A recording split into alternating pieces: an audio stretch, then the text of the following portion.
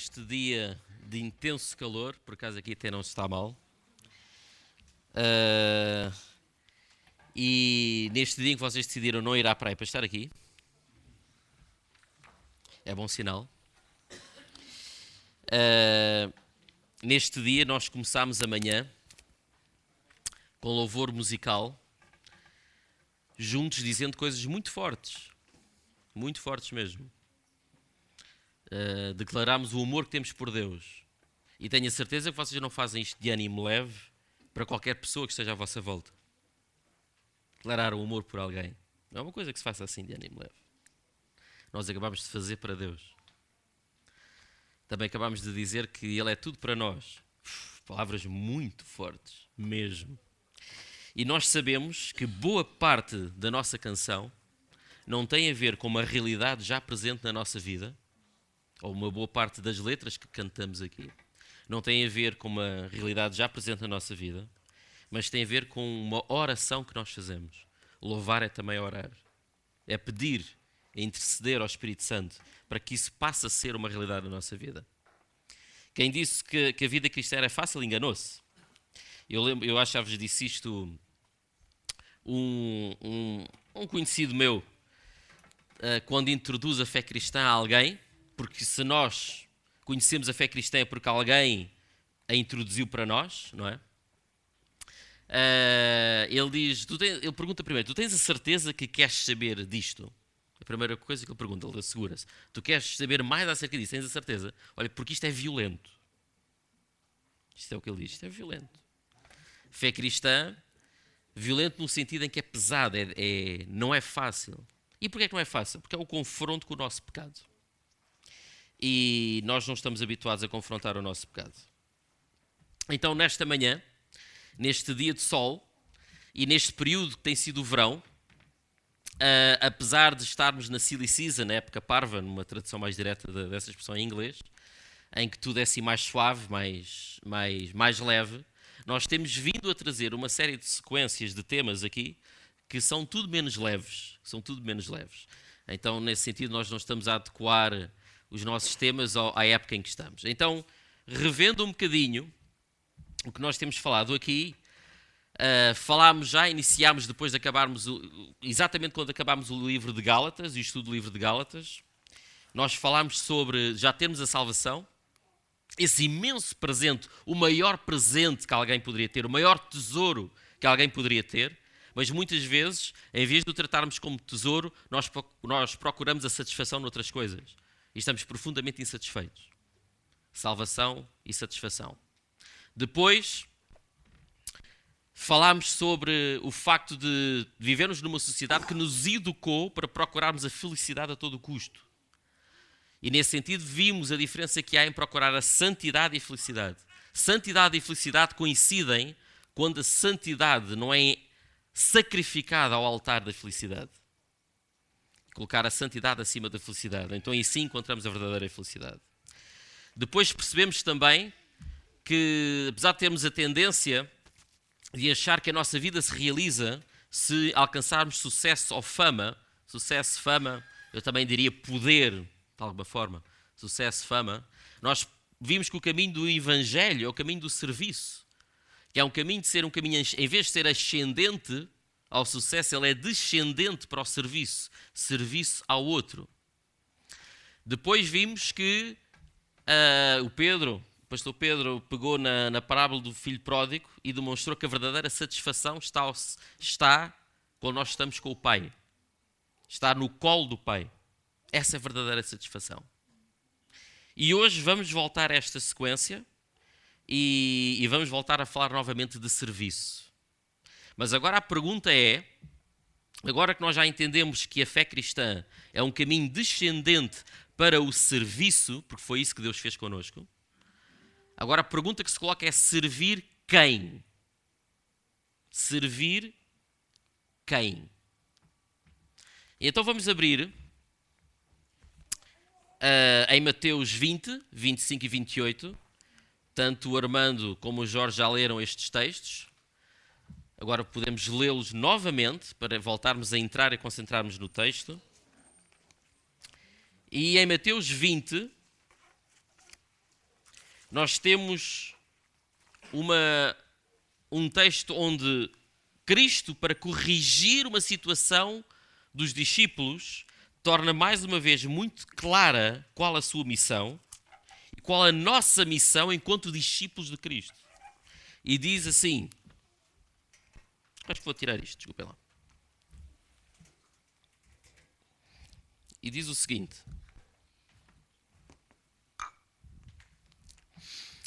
Mateus 20, 25. Jesus chamou-os a todos e disse-lhes: como sabem, os que governam os povos têm poder sobre eles e os grandes são os que mandam neles. Mas não pode ser assim convosco. Não pode ser assim convosco.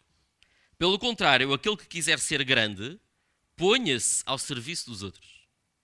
E aquele que quiser ser o mais importante, seja como um criado para os outros, como um servo para os outros.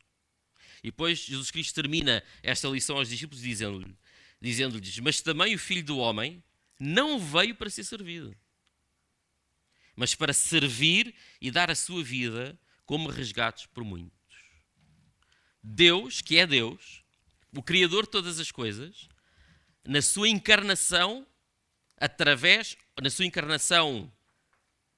em Cristo, Ele veio para servir. Deus, que é Deus, veio para servir. Ele não veio para ser servido. Aquele que tem todo o direito de ser servido, não veio para servir. E na altura, quando o pastor Rodolfo pregou sobre esta questão, ele recordou-nos o texto de Filipenses 2, não é preciso nós abrirmos. Filipenses 2, versículo 6, temos um antigo hino lá, onde fala que Deus, que Jesus Cristo, que sendo Deus, não quis chamar esse direito a si próprio e decidiu descer à condição de homem para servir-nos, não é essa a expressão que lá está, mas estou agora a introduzir, para servir-nos, morrendo na cruz por nós. Não há maior forma de serviço do que essa.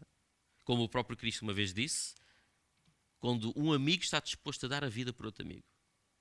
Quando um amigo está disposto a dar a vida por outro amigo. Morrer por outro. Não há maior forma de serviço. E porquê é que não há maior forma? Porque a morte implica a condição final. E quando nós estamos dispostos a dar a nossa vida por outra pessoa, nós estamos a dizer que essa outra pessoa é mais importante que a nossa própria vida. E não há maior forma de serviço que essa. Esse foi o grau radical do amor de Deus por nós. Ele deu a sua vida por nós. Ele morreu na cruz. Nós que merecíamos sofrer aquele castigo por estarmos a viver uma vida completamente fora daquilo que Deus quis, centrada em nós próprios, Cristo decidiu cumprir essa pena por nós. Ele que não tinha nenhuma culpa. Ora, essa é a via do serviço. E não é fácil compreendê-la, e eu duvido sinceramente que desde a pregação do Rodolfo até agora, deve ter passado 2 semanas, mas ali depois a pregação do Pedro sobre a verdadeira satisfação está no Pai, eu duvido que a nossa vida finalmente tenha compreendido que deve estar ao serviço dos outros. Eu sinceramente tenho as minhas dúvidas, não é? E se calhar ainda era necessário pregar mais sobre isto.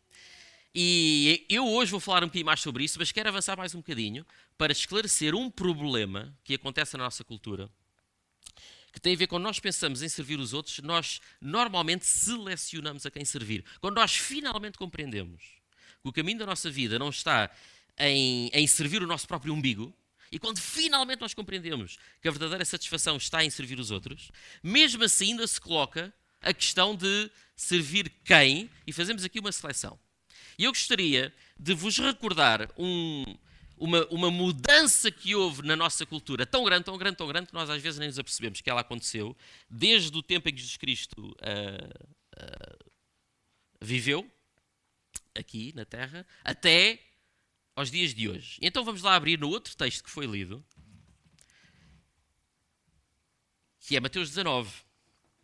Mateus 19, 23, portanto, basta virar a página para trás, e Mateus 19, 23 diz o seguinte: o contexto em que esta passagem ocorre é aquela em que há um judeu muito rico que chega ao pé de Jesus e pergunta-lhe o que é necessário para eu ser salvo. E esse judeu tinha a ideia que estava a cumprir toda a lei, e nesse sentido ele estava seguro que estava a cumprir a lei de Deus, então ele estava garantido, mas Cristo lhe diz assim, então estás a fazer tudo, muito bem, mas falta-te uma coisa, vai e vende tudo o que tens, vende toda a tua riqueza, dá aos pobres e segue-me. E este homem rico não aguentou a sugestão de Cristo e foi-se embora. A ideia de ficar sem a sua riqueza e de se colocar inteiramente nas mãos de Cristo, seguindo, foi demais para ele. Então ele abandona Jesus Cristo. E então aí, depois desta situação, que Cristo diz o seguinte, então Mateus 19, 23 a 26. Mateus 19, 23 a 26. E diz o seguinte, Jesus chamou-os a todos e disse-lhes, chamou todos os discípulos, depois desta situação com este homem rico, disse-lhes o seguinte, como sabem, os que governam os povos...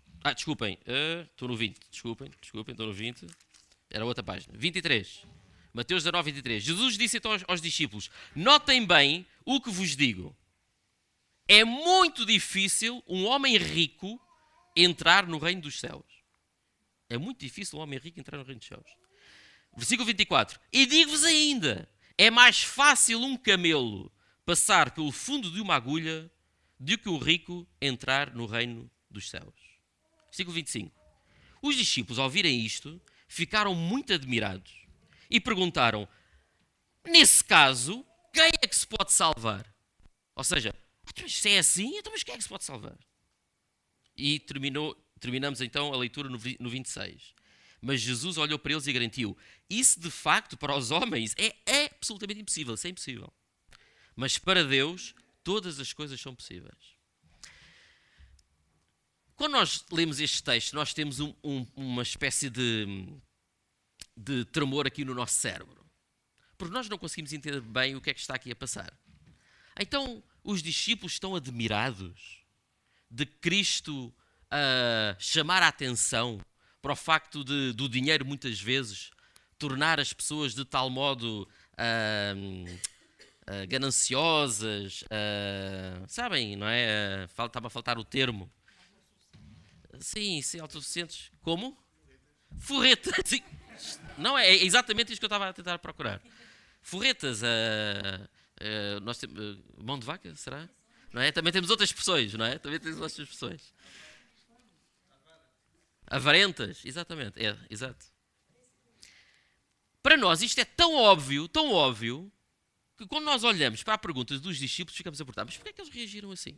Então os discípulos, depois de ouvirem Cristo dizer esta famosa expressão, que mesmo quem não lê os Evangelhos, mesmo quem não está habituado à fé cristã, conhece esta expressão. É uma expressão cultural que toda a gente conhece. É mais fácil entrar um camelo por um buraco de uma agulha do que os ricos entrarem no reino dos céus. É uma expressão que ficou, é uma das expressões de Cristo que mais ficou para a nossa cultura. Uma das famosas expressões de Cristo. E os discípulos olham para aquilo e dizem, mas como é que, se então eles não podem entrar no reino dos céus, então ninguém pode. Porque é isso que eles estão a dizer. Vocês não podem entrar no reino dos céus, então quem é que se vai salvar? Então ninguém pode. E nós chegamos a olhar para isto e dizemos, mas é óbvio, pois os ricos têm este problema. Para nós é óbvio, porque a mensagem cristã entrou de tal maneira na nossa cultura que nós mudamos a nossa perspectiva e deixámos de pensar como aos judeus. E agora nós hoje pensamos de forma diferente. Por causa da mensagem da fé cristã na nossa cultura, desde há 2000 anos atrás, é que nós hoje mudamos um bocadinho a nossa perspectiva.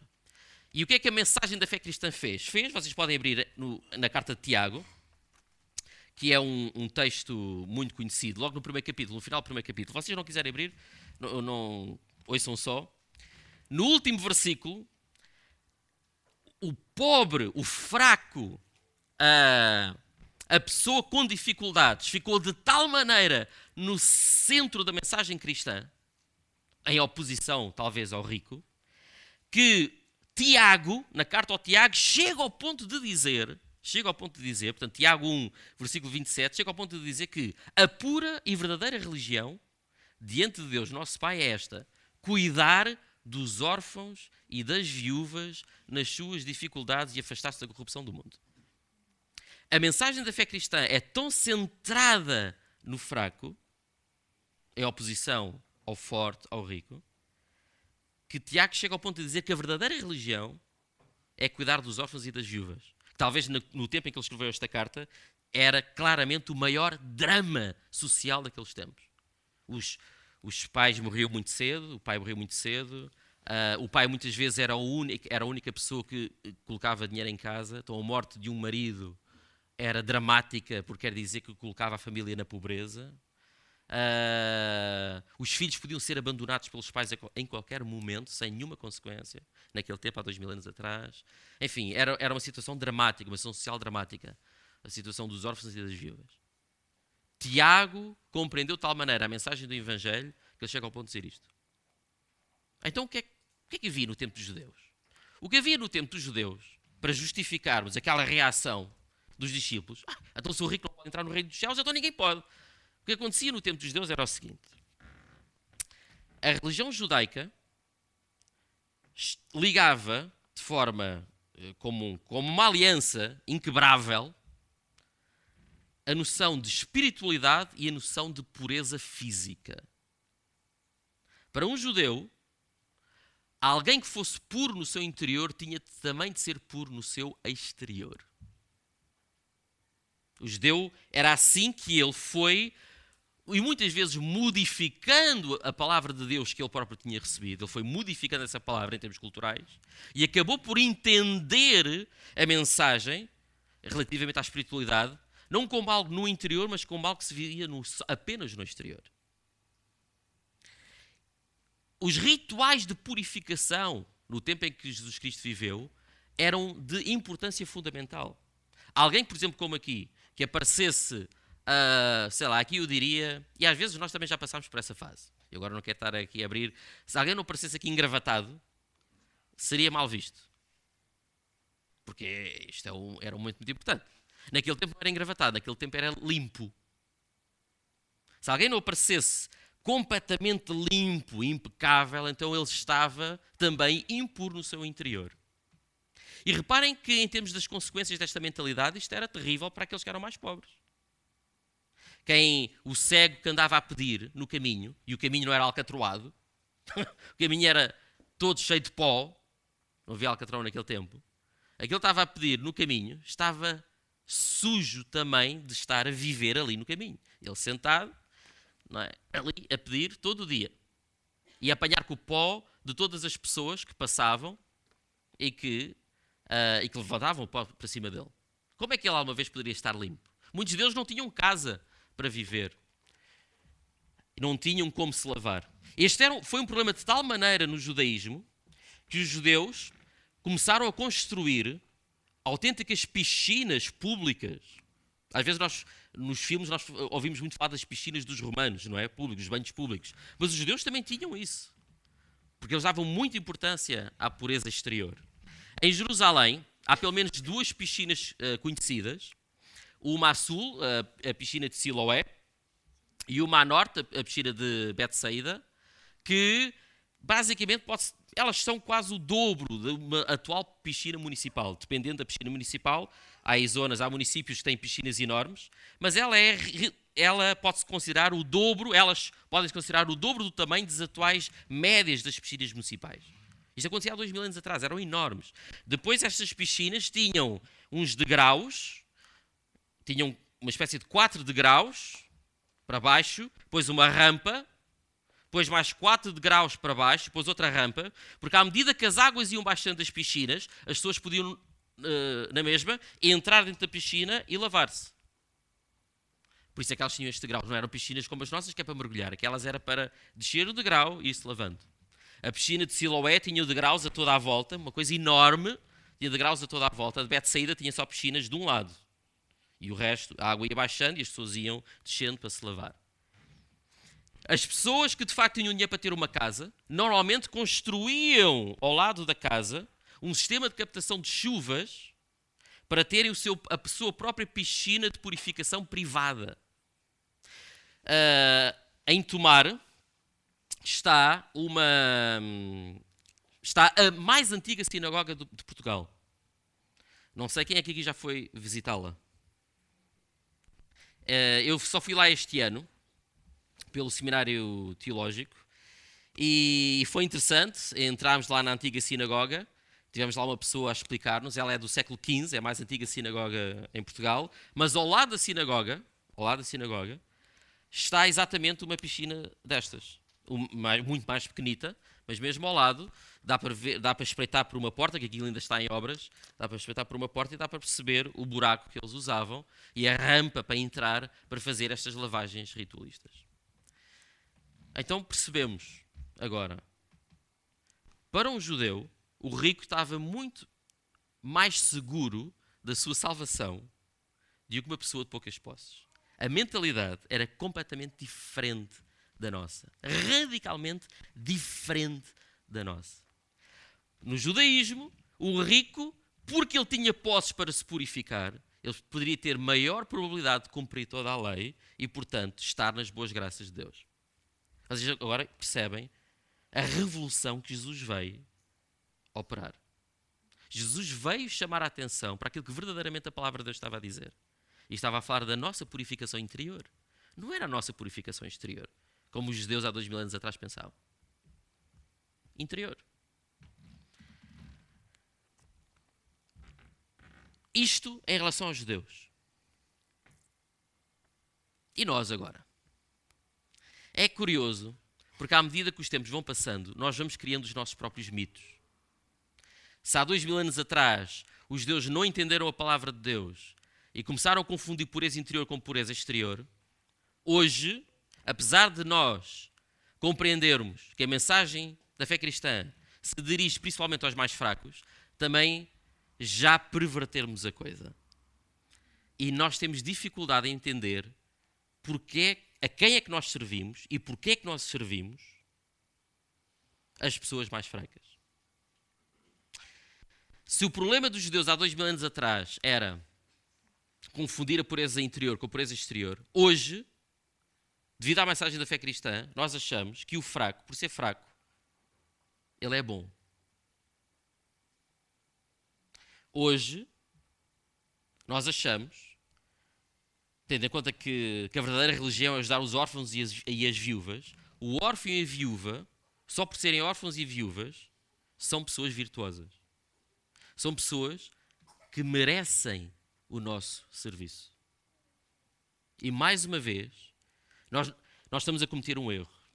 Nós não estamos a cometer o mesmo erro dos judeus de há 2000 anos atrás, que Jesus precisou de derrubar aquela muralha, não é, cultural. Hoje, nós construímos outra muralha cultural que tem também trazido problemas na forma como nós servimos. A quem é que nós servimos enquanto cristãos? E porquê? Eu gostava que vocês abrissem em Lucas 14 para entendermos até mais como é que este processo se deu, da forma como nós começamos a olhar para a pessoa frágil como uma pessoa que merece ser servida e a forma também como nós desvirtuamos a verdadeira mensagem do Evangelho. E diz assim Lucas 14, versículos 16 a 24. É uma conhecida história de Jesus Cristo.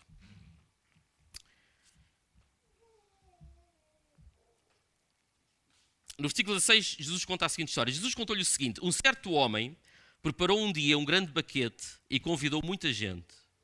À hora da festa mandou um criado dizer aos convidados: venham que está tudo pronto. Versículo 18. Mas todos eles, um por um, foram-se desculpando. O primeiro disse: comprei um campo e tenho que ir vê-lo. Desculpa, mas não posso ir. Outro respondeu: comprei 5 juntas de bois e vou experimentá-los. Desculpa, mas não posso ir. Outro desculpou-se assim: acabei de me casar e por isso não posso ir. O criado voltou e contou isso tudo ao dono da casa. Este, muito zangado, deu-lhe esta ordem: vai depressa pelas praças e pelas ruas da cidade e traz para cá os pobres, os inválidos, os cegos e os coxos. Eu vou voltar a repetir esta sequência: os pobres, os inválidos, os cegos e os coxos. Quando o criado voltou, disse: já fiz como mandaste, mas ainda há lugares. Então aquele senhor insistiu: vai pelos caminhos e pelos atalhos e obriga-os a vir para que a minha casa fique cheia. Garanto-vos, termina ele, garanto-vos que nenhum daqueles que convidei primeiro há de provar do meu banquete. Mais uma vez, Cristo mudou completamente o foco do centro do judaísmo. É exatamente aquele que nada pode que tem a primazia no reino dos céus. Mas o que nós fazemos ao longo de 2000 anos de fé cristã na nossa cultura é que começámos a achar que o coxo por ser coxo ele é bom, que o coxo por ser coxo ele merece ser servido, que o inválido por ser inválido ele merece ser servido, que o pobre por ser pobre ele merece ser servido. E isso perverteu a mensagem da fé cristã. Nós servimos não porque as pessoas merecem, mas por uma outra coisa que depois a seguir nós vamos falar, mas vamos ficar agora por aqui. Nós servimos não porque as pessoas merecem ser servidas. E reparem, não faria sentido a mensagem da fé cristã. Cristo, quando diz que ele veio para servir e não para ser servido, é porquê? É porque nós merecemos o serviço dele. Mas porventura, quando Deus decidiu morrer por nós, é porque nós merecíamos que ele tivesse morrido por nós. Não. Mas de alguma maneira nós começámos a olhar para as pessoas frágeis como pessoas boas. Fragilidade na cultura cristã passou a ser igual a bondade. Isso não é verdade. A mensagem do Evangelho é clara. Ricos e pobres. Inválidos e pessoas não inválidas. Todos precisam da misericórdia de Deus. Todos. Enquanto que os judeus tinham o rico em alta estima, hoje às vezes nós temos o pobre em alta estima, como pessoa boa por ser pobre. E a mensagem do Evangelho é muito clara. Todos são culpados. Não tem a ver com a sua condição social. Não é uma condição social que a torna boa ou merecedora de ajuda. Todos, se não fosse a misericórdia de Deus, todos estão com o cutelo em cima do pescoço. Todos. Então porquê é que nós servimos?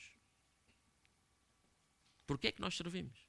Sabem, e este é um dos problemas que nós temos, e não é fácil viver este Evangelho. Porque mesmo quando nós compreendemos que a nossa vida tem de estar ao serviço do outro, muitas vezes nós selecionamos a quem servir. E na nossa mente nós temos esta ideia perniciosa que o serviço que fazemos ao outro é porque ele merece. Eu sirvo aquele que merece ser servido. E isso não é a mensagem do Evangelho.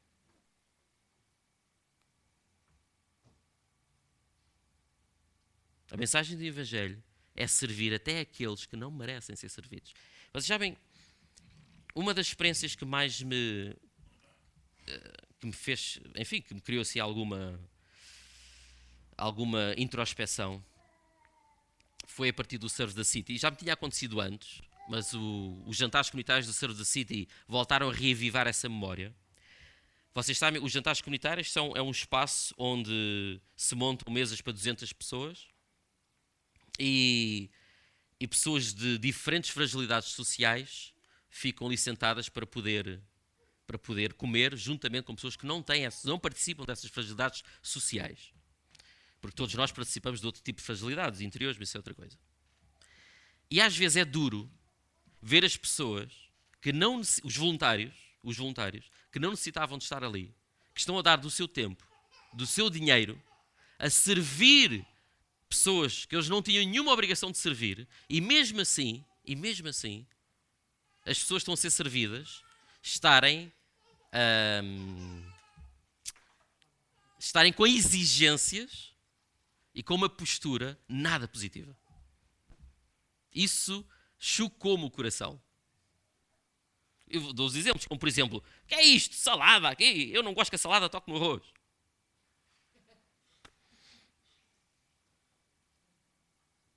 E atenção, a pessoa tem direito a não gostar que a salada toque no arroz. Tem direito. Mas como é que vai dizer isto à pessoa que a está a servir? Qual é o modo como ela diz isto?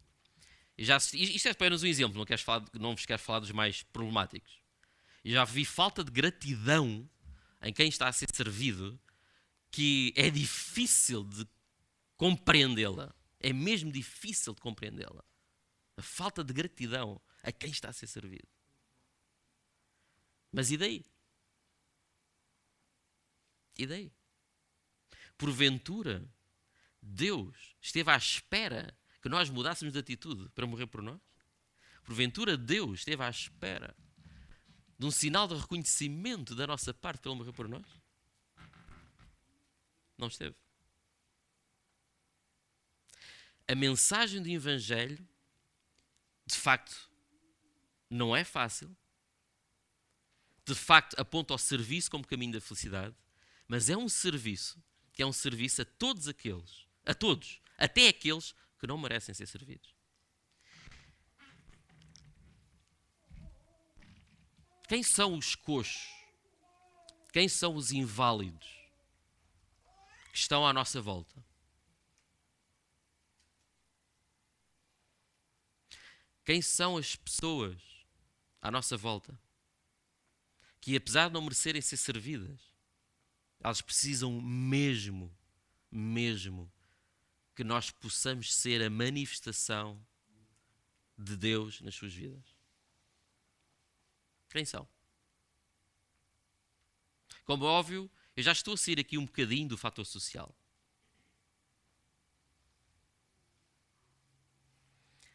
Esta talvez seja a maior dificuldade do desenvolvimento do caráter cristão. E eu digo-vos, eu não consegui ainda lá chegar. Eu não consegui. Mas eu quero lá chegar. Porque eu percebo que o discipulado cristão, eu ser chamado discípulo de Cristo, eu ser chamado de cristão, implica de facto assumir isto com seriedade. E com seriedade é perceber o que é que Cristo fez por mim e eu, enquanto seu discípulo, eu vou reproduzir o que Ele fez por mim aos outros. Quem à nossa volta precisa urgentemente da nossa ajuda, apesar de nós acharmos que estas pessoas não merecem ser servidas. E há tantos exemplos disso. E eu sei que é difícil tomar estas decisões. Eu sei que há manipulação. Eu sei que muitas vezes a pessoa que está na posição de ser servida, muitas vezes manipula até o próprio amor cristão para poder alcançar os seus intentos. Não é fácil. Não é fácil. Esta tensão entre sermos justos e honestos, verdadeiros com o outro, e ao mesmo tempo colocar o outro sempre acima de nós. Esta tensão não é fácil. Mas como já muitas vezes percebi, a fé cristã é como a corda de uma guitarra. A corda da guitarra, se não tiver tensão, não dá som. Isto, até os pratos, se eles não estiverem bem calibrados, e esse estar calibrado implica uma certa tensão, isso não dá som. Mas, especialmente, eu gosto do exemplo da corda da guitarra ou da corda do baixo. Porque se ele não for apertado e não tiver ali em tensão, nem é frouxo, nem a partir. Ou seja, ser exagerado é muito fácil, não é? É estar um extremo, isto é muito fácil. Mas estar em tensão é difícil. Mas a única forma da nossa vida cristã dar som é estar em tensão. Estar em tensão. Esticado entre uma situação e outra. E um dos lados da tensão que nos tem faltado é perceber que aquele que merece ser servido, aliás, aquele que tem de ser servido não é só aquele que merece. É também aquele que não merece. Coitados de nós, se nós só fôssemos servidos por Deus através do nosso irmão na fé, se nós merecêssemos ser servidos. Eu acho que não tínhamos solução. Podemos voltar novamente a Mateus 20, para terminar.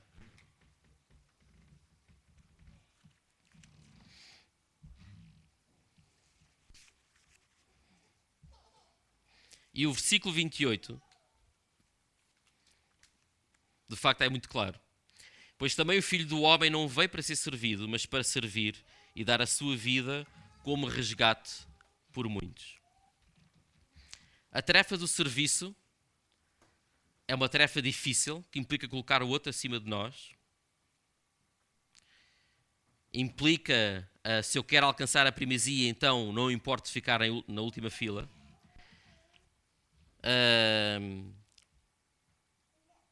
Mas tudo isto só pode ser feito, e desculpem, vamos abrir em 19, Mateus 19, aí é que eu quero terminar, Mateus 19, mas tudo isto só pode ser feito se nós entendermos a resposta que Cristo deu aos discípulos, quando eles, dentro da sua cultura, eles perceberam que os ricos tinham dificuldade em serem salvos, devido àquilo que a riqueza pode produzir, não necessariamente produz, mas pode produzir no coração do homem. E a resposta de Cristo para os seus discípulos há 2000 anos atrás é a mesma resposta para nós hoje para este problema cultural, que é diferente de há 2000 anos no judaísmo. E a resposta é no versículo 26. Quando os discípulos perguntaram, mas se então eles não podem ser salvos, quem é que poderá? Então ninguém pode ser salvo. Então Cristo responde, Jesus olhou para eles e garantiu, portanto, Mateus 19, 26. Isso de facto, para os homens, é impossível. Mas para Deus, todas as coisas são possíveis. A fé cristã não se vive na própria força. E nós já experimentámos isto. Por isso é que é uma coisa espiritual. A fé cristã não é uma moralidade, não é uma ética. A fé cristã é algo real, o Espírito Santo a atuar nas nossas vidas e que consegue produzir os frutos em nós. Por isso é que qualquer cristão que começa a viver a sua vida pelas suas próprias forças, transformando a realidade espiritual numa ética, ele vai falhar. Ele vai ficar tão desiludido, vai achar, isto é demais para mim. Eu não consigo viver a este nível. Eu não sou assim. Mas a Bíblia sempre disse, claro que tu não és assim. A Bíblia é muito clara. Claro que vocês não conseguem fazer todas as coisas pelas vossas próprias forças. Claro que eu não vou conseguir fazer isto pelas vossas próprias forças. Cristo diz, isto é impossível para nós. Então como é que nós vamos fazê-lo? Porque para Deus é possível. Para Deus é possível. E esta é a liberdade cristã. Esta é a liberdade cristã de fazer a coisa certa, não porque nós temos força para a fazer, mas fazer a coisa certa porque o Espírito Santo atua na nossa vida e leva-nos a fazer a coisa certa. E sem estarmos ligados a Deus, isto é absolutamente impossível de ser feito. Impossível. Toda a história da nossa Europa, até agora, é a história de um cristianismo que começou a passar de um cristianismo vivo para um cristianismo que era uma filosofia de vida e uma ética. E falhou. Porque o cristianismo não é uma filosofia de vida nem é uma ética. Não é portar-se bem. Não é isso que é fé cristã. O cristianismo é a ação viva do Espírito Santo em nós. É uma realidade espiritual sem a qual não há fé cristã. De cada vez que nós não conseguimos perceber exatamente, ou mais, que nós percebemos pela nossa mente, mas não conseguimos concretizar efetivamente aquilo que sabemos ser a verdade da fé cristã, de cada vez que nós não conseguimos fazer isso, lembrem-se, para nós é impossível, mas para Deus é possível. Para Deus é possível. Se vocês estão a passar neste momento por uma situação em que há pessoas à vossa volta que vos estão mesmo a tirar do sério, e mesmo assim vocês são chamados a servi-la, lembrem-se, é impossível para vocês fazerem isso, mas é possível a Deus. Se há uma situação de pessoas que devido às decisões que foram tomando, vemos que elas estão a caminhar mesmo para o fundo do poço, queremos ajudá-las e elas mesmo assim são ingratas. É difícil voltar a ter força para as ajudar, pois, mas é impossível para nós, mas é possível para Deus.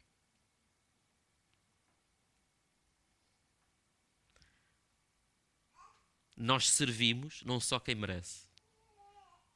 Nós servimos até quem não merece. Até quem não merece. E esta é a mensagem do Evangelho. Nós vamos tomar agora a ceia.